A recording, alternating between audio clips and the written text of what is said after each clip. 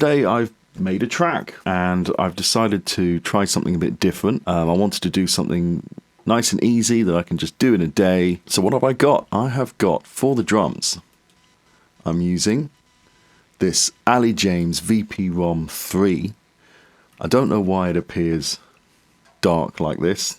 It just seems to be some kind of weird bug with all of his plugins, but all of this guy's plugins, Ali James, they're amazing, really good. And this is a Lindrum emulation, and this one doesn't just play back the samples taken from a Lindrum. This actually simulates the drift and all the weird stuff that the original unit does that gives it that vibe. So this is a great one.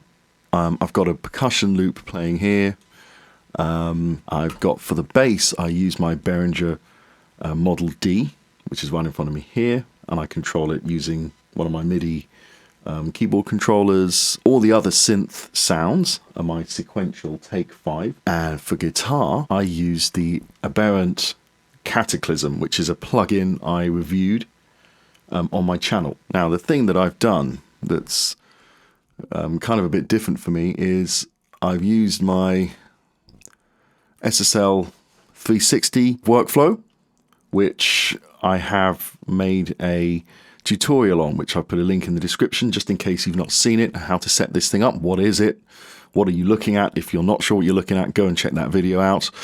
But I used VoosteQ Model N channel on all of the tracks. And when I say all of the tracks, by all of the tracks, I mean that I've limited myself to just 8 tracks to mix down with. So in other words, I want to kind of simulate that I've got like some old beat up studio in the 90s. I'm going into an 8-track mixer of some sort, and I'm kind of limited on the tools that I've got.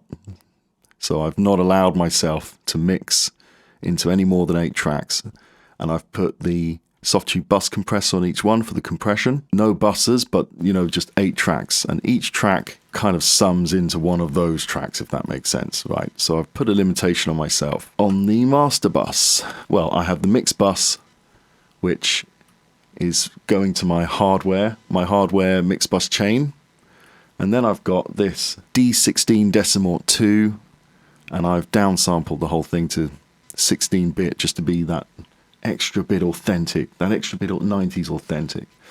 And then I've got the whole thing going into Aberrant DSP Sketch Cassette 2.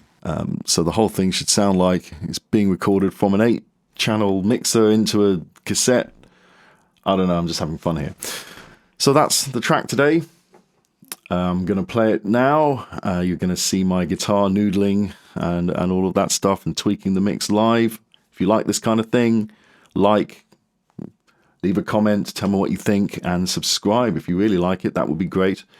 In the next video, I'm going to look at doing another Reaper tutorial, and we're going to look at folders and buses and how to set up a session, or how I set up a session, because I've had a lot of questions about that.